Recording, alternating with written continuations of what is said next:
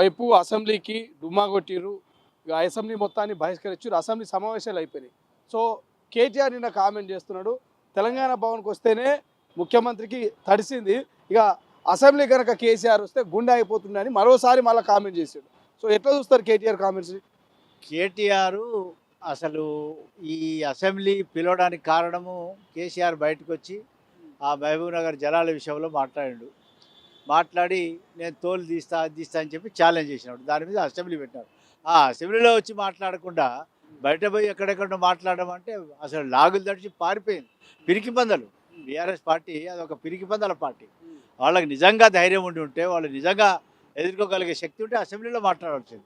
ఇక తెలంగాణ భవన్లో తను ఇష్టం వచ్చినట్టు ఏది మాట్లాడినా దానికి పెద్దగా లెక్క ఉండదు. ఇది ప్రజలు పంపించినటువంటి ప్రజల యొక్క ప్రజాస్వామ్యం యొక్క దేవాలయం. ఈ దేవాలయాన్ని వదిలి పారిపోయినటువంటి పిరికి పందలు కాబట్టి ఈ పిరికి పంద చర్య అని చెప్పేసి నేను ఖండిస్తున్నాను.